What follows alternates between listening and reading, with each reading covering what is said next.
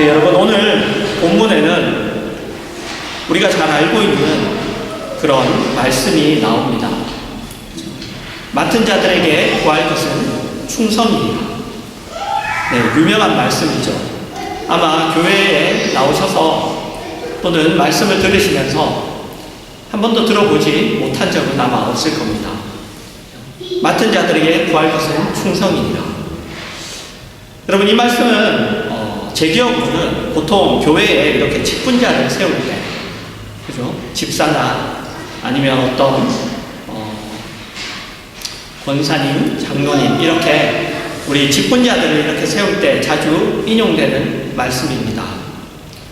그래서 제가 처음에 이 말씀을 들었을 때 어떤 생각이 들었느냐 하면, 충성하라는구나.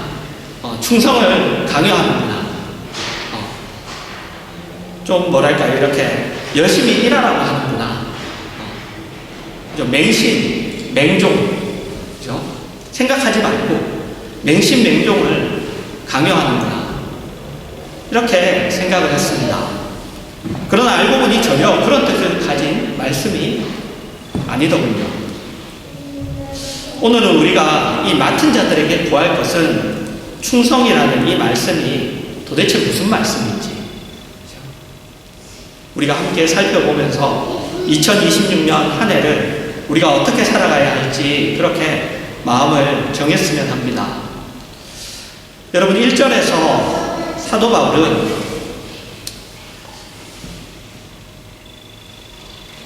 자기와 그리고 자기와 함께하는 자들, 여기 우리라고 하죠. 네, 자기와 그리고 자기와 함께 일하는 동역하는 사람들을 그리스도의 일꾼이요 하나님의 비밀을 맡은 자로 여겨달라, 그렇게 이야기합니다. 지금 사도 바울은 고린도 교회 교인들로부터 의심을 받고 있습니다. 그리고 조금 더 나가서 도전을 받고 있어요. 그리고 좀 더 나가서 공격을 받고 있습니다. 고린도 교회 교인들이 볼 때 사도 바울과 그와 함께하는 자들이 그리스도의 일꾼으로서 하나님의 비밀을 맡은 자로서 부족해 보였습니다. 왜냐하면 그들의 외모에서나 그들의 사역에서나 어떤 특별함이나 아니면 어떤 하나님의 능력, 아니면 눈에 보이는 어떤 그들이 하나님으로부터 받는 보상, 이런 것이 전혀 없어 보였기 때문이에요. 그래서 지금 사도 바울은 그리고 자기와 함께하는 자들이 그리스도의 일꾼이다, 하나님의 비밀을 맡은 자다라고 그렇게 이야기하는 겁니다.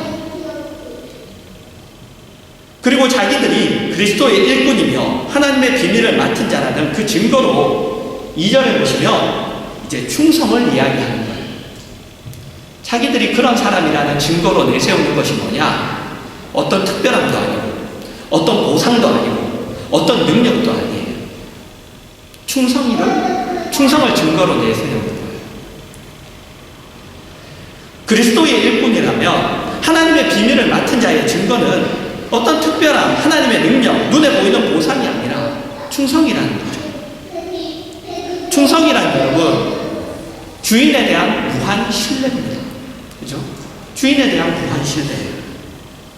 그리고 순종을 말하죠. 그것은 여러분, 우리 모든 성도들에게 있어서도 해당되는 이야기입니다. 그러면서 그는 3절에서 자기는 자기를 판단하지 않는답니다. 그렇죠? 여러분, 무슨 말인가요? 나는 나를 판단하지 않는다. 무슨 말인가요? 여러분, 그것은 지금은 보이는 것으로, 나타나는 것으로 판단할 때가 아니라는 말이에요. 지금은 충성할 때예요. 판단할 때가 아니라 충성할 때라는 거죠.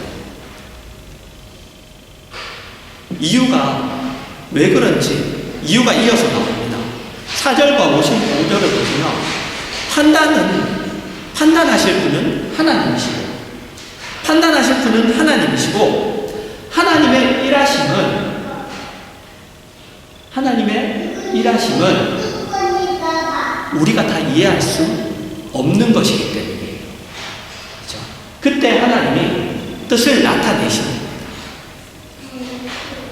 그때 각 사람으로부터의 하나님으로부터 칭찬이 있어요. 지금은 판단할 때가 아니고 지금은 충성할 때인데, 그 이유는 판단하실 분은 하나님이시고, 그리고 지금 우리가 판단해도 우리가 다 이해할 수 없답니다. 하나님의 일하심을 우리가 다 알 수 없어요. 그래서 보이는 것으로, 나타나는 것으로 판단하지 말라는 거예요. 지금은 그거 할 때 아니고 지금은 충성할 때다. 여러분, 하나님은 우리의 생각, 우리의 이해, 우리의 경험보다 크십니다. 그거보다 커요.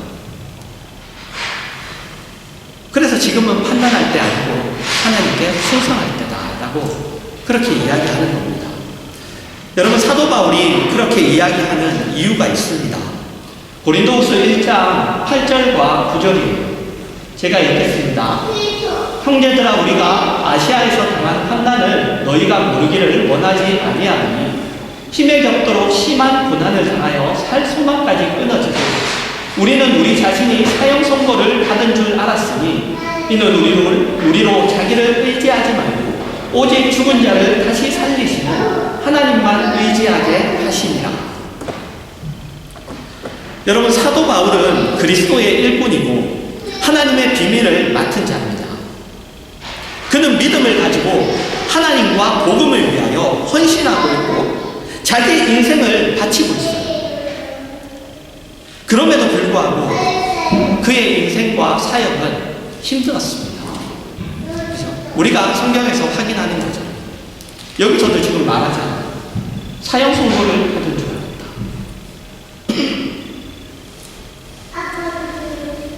그 정도로 그의 인생과 그의 사역은 여러분 녹록치 않았습니다. 하나님의 사람이에요. 그런데 그는 그 힘듦을 어떻게 이해하고 있느냐 하면 자기를 의지하지 말고 오직 죽은 자를 다시 살리시는 하나님만 의지하게 하려는 하나님의 일하심으로 이해하고 있습니다. 그 하나님의 일하심으로 이해하고 있습니다. 여러분, 우리는 어떤 현실의 문제를 계기로 처음에 하나님을 만나죠. 그죠? 다들 여러분 어떤 거냐라는 것 차이는 있어도 우리가 어떤 현실의 필요, 문제 이런 것 때문에 하나님을 만납니다. 그것이 계기가 되죠. 하나님이 그 문제를 해결해 주시죠. 병을 낫게 해주셨다든지, 그죠? 망하던 사업을 일으키셨다든지, 아니면 내가 원하는, 어쨌든 하나님 앞에 내가 마지막이다, 이게 아니면 안 된다라고 했던 그런 것들을 통해서 이제 다른 것 잡다가 다 못 잡고 마치 12해 동안 혈루증을 앓았던 그 여인처럼 하다 안 되다가 이제 마지막에 잡은 게 이제 하나님이죠. 그 예수님이에요. 그렇게 그 문제를 하나님이 해결해 주세요. 그러나 여러분, 하나님은 우리가 하나님을 그런 하나님, 우리의 현실의 문제를 해결해 주시는 하나님으로 우리가 이해하기를 바라지 않으십니다. 그렇게 이해하도록 바라지 않으세요. 그것보다 더 깊은 내용을 가진 하나님으로 이해하기를 우리에게 바라세요. 우리의 환경과 조건을 바꿀 수 있는 하나님보다 더 큰 우리의 영혼과 존재와 인생을 바꾸시는 하나님으로 이해하시기를 바라시는 거예요. 자신을 그런 하나님으로 우리에게 담기를 바라십니다. 그래서 여러분, 고난이 있어요. 뚝딱 해결해 주지 않으세요. 그렇죠? 고난이 있습니다. 하나님이 그리스도의 일꾼이고 하나님의 비밀을 맡은 자인 사도 바울에게 고난을 주세요. 하나님은 그가 하나님을 어떤 현실의 문제를 해결해 주는 분으로 이해하기를 원하시지도 않으시며 또 그런 하나님으로 사도 바울이 하나님을 소개하기도 원하지 않으세요. 그것보다 더 깊은 내용, 더 본질적인 내용, 더 우리의 영혼, 우리의 존재, 인생,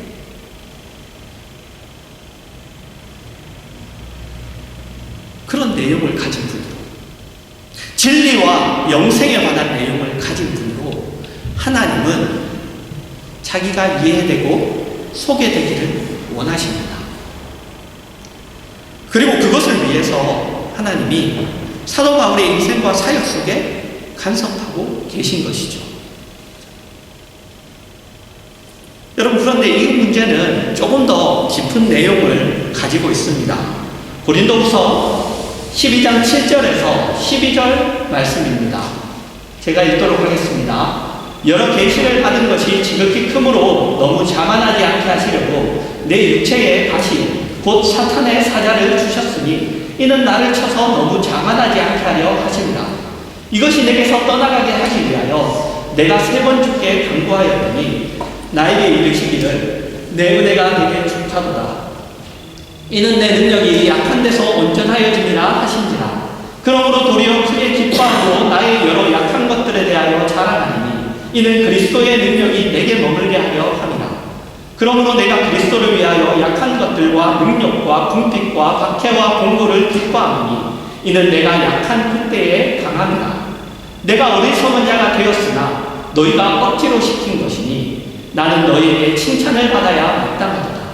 내가 아무것도 아니냐? 지극히 크다는 사도들보다 조금도 부족하지 아니하니라. 사도의 표가 된 것은 내가 너희 가운데서 모든 참음과 표적과 기사와 능력을 행한 것이라. 여러분, 그리스도의 일꾼이고 하나님의 비밀을 맡은 자인 사도 바울에게 치명적인 질병이 있었죠. 요즘에는 이제 뇌전증이라고 그렇게 부르는데 간질입니다. 그죠? 거품을 물고 쓰러지는 거예요. 그러면서 막 이렇게 바닥에서 떠는 거죠. 여러분, 그것은 복음을 듣는 자들에게 시험이 될 만한 것이었습니다. 그죠? 다 해결해 준다면, 아니 하나님의 사자라고 하는 사람이, 그죠? 자기 문제 하나 복음을 전하면서, 하나님은 능력이 있으신 분이고 하나님은, 그런데 본인이 그런 상태인 거예요. 그게 그 복음을 듣는 자들에게 시험거리가 됐어요. 시험거리가 됐습니다. 그래서 사도 바울은 그것을 가시라고 할 뿐만 아니라, 내 육체의 가시라고 할 뿐만 아니라 사탄의 사자라고까지 하죠. 그죠? 그게 시험거리인 거예요. 자기에게가 아니라 복음을 듣는 사람들에게. 자기가 복음을 전하는데, 그래서 사탄의 사자라고까지 얘기해요. 그래서 사도 바울은 그것을 고쳐달라고 기도하죠. 그 기도에 대한 하나님의 대답은 내 은혜가 내게 족하답니다. 그 이유는 내 능력이 약한 데서 온전하여지기 때문입니다. 여러분, 무슨 말일까요?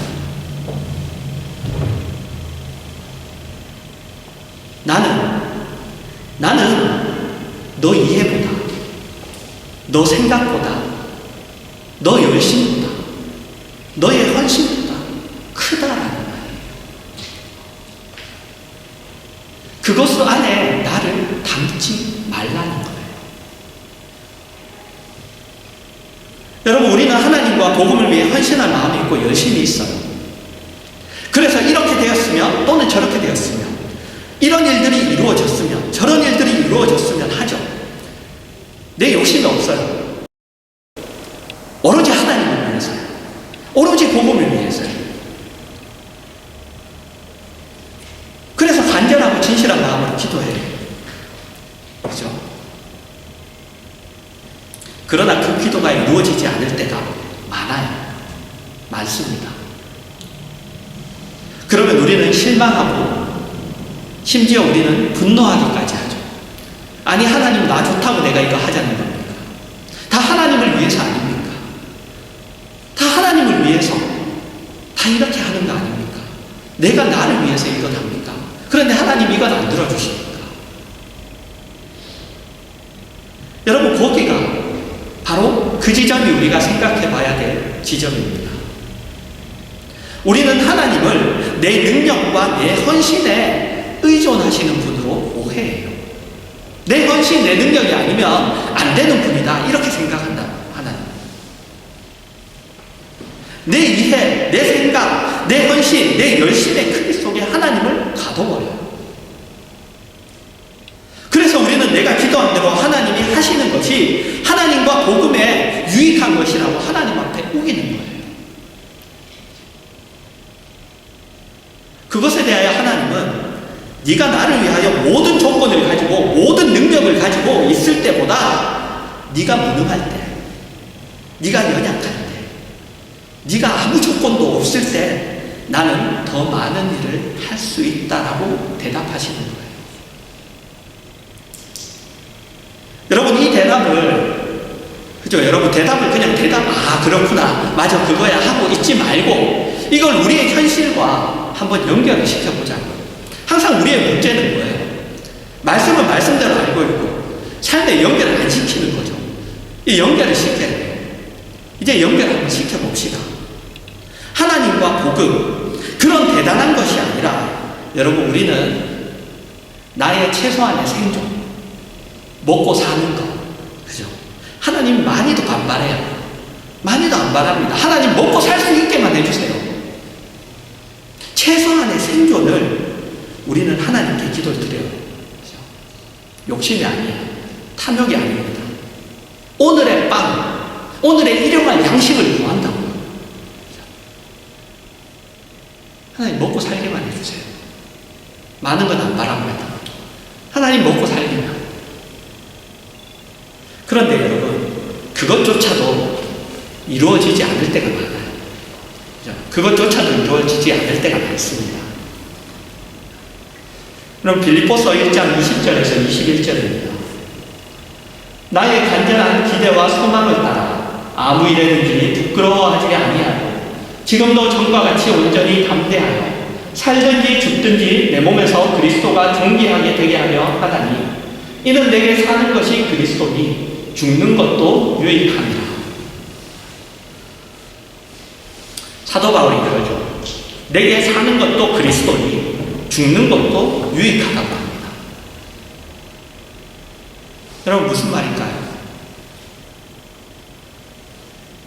여러분 예수를 믿는다는 것은 내가 믿는 예수, 그죠? 믿는다가 중요한 게 아니라 내가 믿는 그 예수를 내가 믿습니다. 내가 믿습니다. 이게 중요한 게 아니에요. 내가 믿는 그 예수를 내 존재로, 내 삶으로, 그리고 내 목표로, 그리고 내 내용으로 가진다는 거예요. 그렇죠? 그분이 내 목표고, 그분이 내 내용이고, 그분이 내 존재고, 내 삶이에요. 그렇죠? 그렇게 내가 그분을 가진다는 거예요. 딴 거 이제 필요 없어요. 그분을 가진다는 거예요. 그래서 삶이 주어지면 그 삶을 여러분 예수가 가진 내용으로 채우는 거예요. 그리고 죽음이 주어지면 그 죽음을 내가 예수가 그랬듯이 그 죽음을 채우는 거예요. 그러니까 내가 살아야 할 이유가 예수라면 죽지 못할 이유도 없는 거예요. 여러분 세상은 늘 죽음을 가지고 우리를 유혹하고 시험하고 위협하죠. 세상이 늘 요구하는 게 뭐예요? 살아남아야 된다는 거죠. 그죠? 살아남아야 되니까 어떻게 하라고요? 남을 밟으라고. 밟고 일어서 남의 거 뺏어요. 그죠? 다른 사람보다 나아라. 경쟁으로 달리게 하고.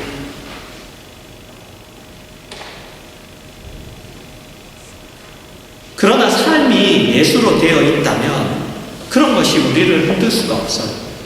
흔들 수가 없습니다. 예수 안에 있는 삶이 진정한 삶이기 때문에 세상의 편을 들 수가 없는 거예요. 세상의 편을 들 수가 없어요. 세상에서 아무리 비참하게 만들어도 기꺼이 비참해질 수 있고 죽이려고 달려들면 기꺼이 죽을 수 있습니다. 여러분 그렇게 되면 어떤 일이 일어날까요? 세상은 힘을 못 써요. 그죠? 그렇게 되면 세상은 힘을 못 씁니다. 왜? 세상이 가진 가장 큰 힘은 죽음인데. 세상이 가진 가장 큰 힘은 죽음인데, 죽으라면 그냥 죽겠습니다 하니까. 세상은 아무 힘을 못 쓰는 거예요.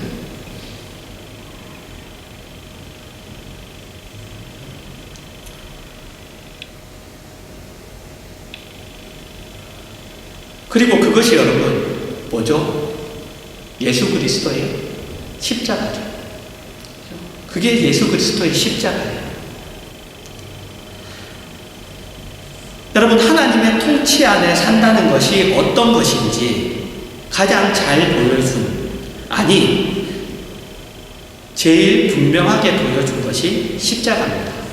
그죠? 하나님의 통치 안에 산다는 것이 뭔지.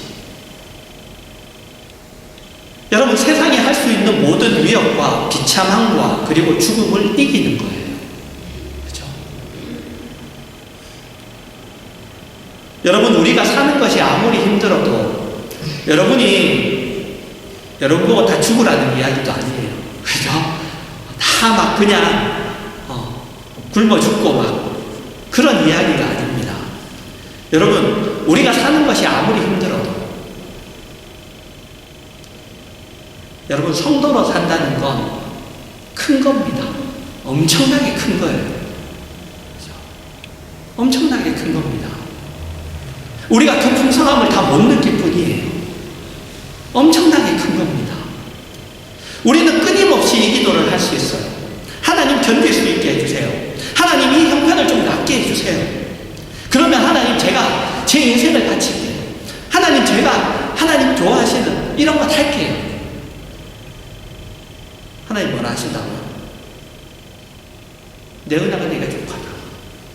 네, 내 은혜가 내게 족하다고 하신다고. 하나님 안 됩니다. 하나님 안 돼요. 이런 방식으로 하지 말고, 하나님 저는 이런 건 싫고.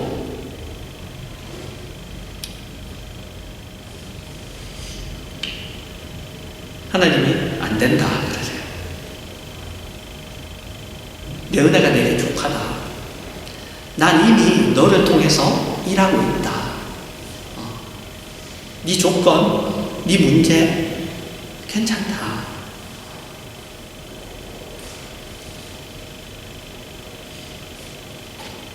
여러분, 우리가 아무 능력도 없고 우리가 아무 조건을 가지고 있지 못할 때도 하나님은 우리와 함께 하시고 하나님은 우리를 통하여 일하십니다. 그건 상관없어요. 여러분, 그것을 십자가로 확인하셔야 돼요, 늘. 그죠? 십자가가 뭔 조건이 있었어요? 십자가가 무슨 능력이 있었어요? 그러나 그 모든 것이, 그 십자가가 결국 이겼어요. 여러분, 우리가 십자가로 늘 우리의 인생을, 존재를 확인하지 않으면 우리는 늘 하나님의 일하심과 다른 내가 원하는 길, 내가 편한 길, 내 방법으로 하는 길, 그것 때문에 하나님과 늘 맞서게 됩니다. 하나님과 늘 맞서게 됩니다. 우리는 늘 불평과 의심과 그리고 핑계 속에 살게 돼요. 하나님 나에게 이렇게 안 해주셨잖아요. 그래서 내가 이렇게 사는 거예요. 하나님 이렇게 안 해주셨으니까 나도 하나님 앞에 충성은 좀 곤란합니다. 여러분, 안 되죠. 그래서 사도 바울은 이런 고백을 합니다. 빌립보서 4장 10절에서 13절입니다. 내가 주 안에서 기뻐함은 너희가 나를 생각하던 것이 이제 다시 싹이 남이니 너희가 또한 이를 위하여 생각은 하였으나 기회가 없었느니라. 내가 궁핍함으로 말하는 것이 아니니라. 어떠한 형편이든지 나는 자족하기를 배웠노니 나는 비천에 처할 줄도 알고 풍부에 처할 줄도 알아. 모든 일, 곧 배부름과 배고픔과 풍부와 궁핍에도 처할 줄 아는 일체의 비결을 배웠노라. 내게 능력 주시는 자 안에서 내가 모든 것을 할 수 있느니라. 여러분, 이제 모든 게 분명해졌어요. 이제 우리에게 남은 것은 여러분 이 선택뿐입니다. 그래서 어떻게 살 것입니까?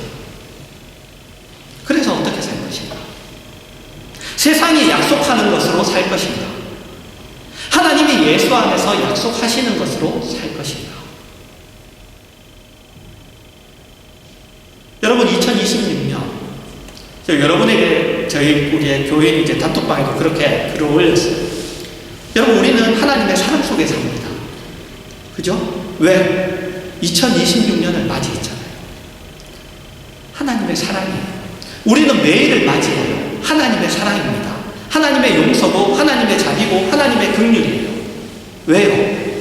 우리에게 새롭게 살 기회가 매번 주어지고 있어요. 매번 주어지고 있어요. 올해도 우리에게 주어졌어요.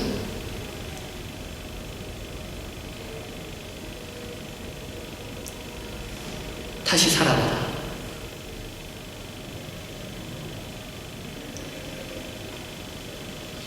우리의 후회, 우리의 어떤 반성, 회개, 그것이 끝이 아니고 새롭게 살 시간들이 우리에게 기회가 주어진 거잖아요. 여러분, 어떤 것을 선택하시겠습니까?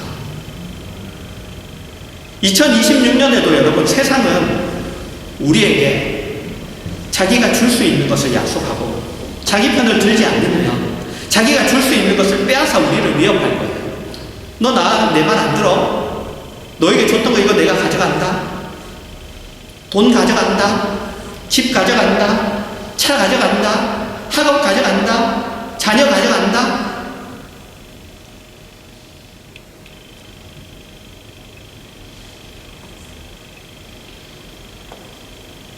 끊임없이 분명히 위협할 겁니다.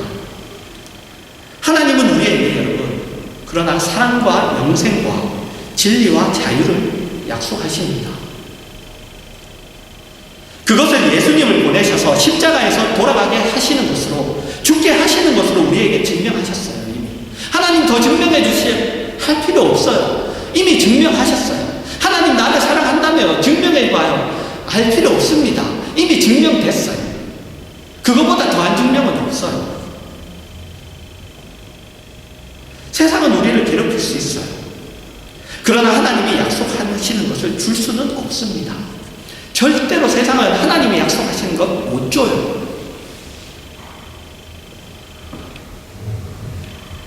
내게 능력 주시는 자 안에서 내가 모든 것을 할 수 있느니라는 우리 모든 성도에게 해당하는 말입니다. 여러분, 이제 우리는 예수 안에서 하나님의 통치 속에서 삽니다. 그 속에서 우리는 살아요. 우리의 능력은 여러분 모두 예수 안에서 하나님으로부터 나와요. 우리의 모든 능력은 거기서 나옵니다. 그래서 우리가 은혜를 구해야 되는 거예요. 내 힘으로 안 돼요. 우리의 모든 능력은 거기서 나와요. 은혜를 구해야 돼요. 그렇잖아요. 네. 늘 은혜를 구해야 됩니다. 우리는 우리의 현실 속에서 세상의 힘으로 살지 않고 예수 안에 있는 하나님의 능력으로 삽니다. 세상의 위협과 유혹과 처절한 현실 속에서 하나님의 사랑으로 삽니다. 그래서 삶과 죽음을 극복해요. 모든 것을 할 수 있습니다. 어떤 모든 것? 방금 얘기한 것 같이 비천의 참, 풍부의 참, 배고픔, 배고픔, 풍부함, 궁핍, 어떤 거라도 상관없어요. 어떤 경우에도 예수님의 사랑으로, 하나님의 사랑으로 사는 거예요.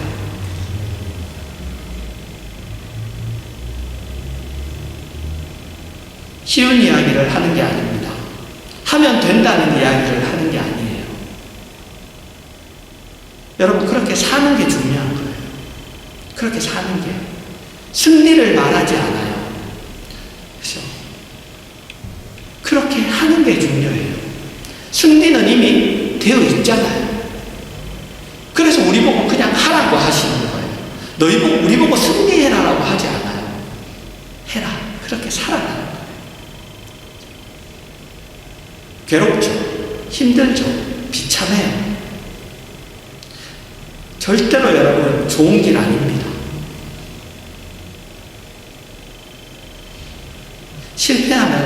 울죠. 뭐 방법이 없잖아요. 울어야죠. 울어요.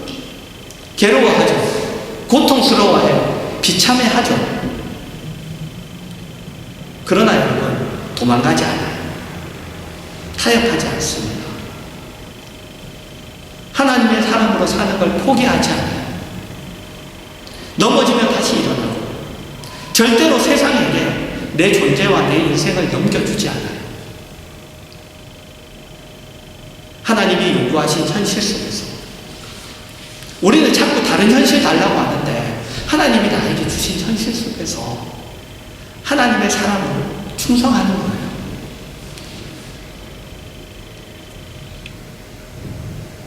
그게 여러분, 오늘 제목이에요. 오늘 제목입니다. 맡은 자들에게 구할 것은 충성입니다. 여러분, 오늘 말씀으로 성도라는 것이, 하나님의 자녀라는 것이 얼마나 큰 것인지 여러분 이해하셔서 올 한 해 충성스럽게 하나님의 사람으로 여러분의 현실을 살아가시고, 그리고 이겨나가시고, 그리고 그 안에서 그 크기와 그 깊이와 그 넓이와 그 높이를 풍성하게 누리시는 그러한 여러분 되시기를 주님의 이름으로 축원합니다.